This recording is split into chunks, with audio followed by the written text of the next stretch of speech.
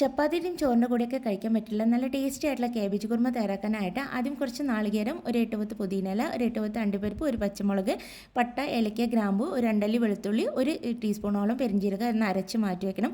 കുറച്ച് എണ്ണ ചൂടാക്കിയിട്ട് 1/2 ടീസ്പൂൺ നല്ല ജീരകം ചേർത്ത് അതിലേക്ക് ഒരു മീഡിയം സൈസിലുള്ള സവാള അരിഞ്ഞ കൂടി ചേർത്ത് നന്നായിട്ടൊന്ന് വഴറ്റിയെടുക്കാം. പിന്നീട് അതിലേക്ക് ഒരു കപ്പ് കാബേജ് ചെറുതാക്കി അരിഞ്ഞ കൂടി ചേർത്തിട്ട് 1 മിനിറ്റ് ഒന്ന് വഴറ്റിയെടുക്കണം.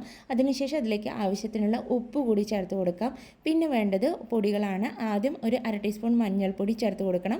അതിൻ്റെ കൂടെ തന്നെ 1/2 ടീസ്പൂണോളം മുളക് പൊടി, പിന്നെ 1/2 ടീസ്പൂൺ മല്ലിപ്പൊടി, പിന്നെ ഒരു നുള്ളു ഗരം മസാല, ഇത്രയും ചേർത്തിട്ട് വീണ്ടും 1 മിനിറ്റ് ഒന്ന് നന്നായിട്ട് മിക്സ് ചെയ്തെടുക്കാം. അതൊന്ന് നന്നായിട്ട് മിക്സ് ചെയ്ത് വന്നു കഴിഞ്ഞാൽ ഈ ഒരു പാകത്തിലായി കഴിഞ്ഞാൽ അതിലേക്ക് അരച്ച് വെച്ചിരിക്കുന്ന അരപ്പ് ചേർത്ത് കൊടുക്കണം. അതിൻ്റെ കൂടെ തന്നെ ആവശ്യമായിട്ടുള്ള വെള്ളം ചേർത്ത് കൊടുക്കാം കേട്ടോ. വെള്ളം ഏകദേശം ഇതിനൊപ്പമാണ് കേട്ടോ വെക്കുന്നത്, കഷ്ണത്തിനൊപ്പം. എന്നിട്ട് ഒരു 4 വിസിൽ വരുന്നവരെ ഒന്ന് വേവിച്ചെടുക്കണം. അതിനുശേഷം ഇതൊന്ന് തുറന്നു കഴിഞ്ഞാൽ ഈ ഒരു പരുവത്തിൽ കിട്ടിയിട്ടുണ്ട്.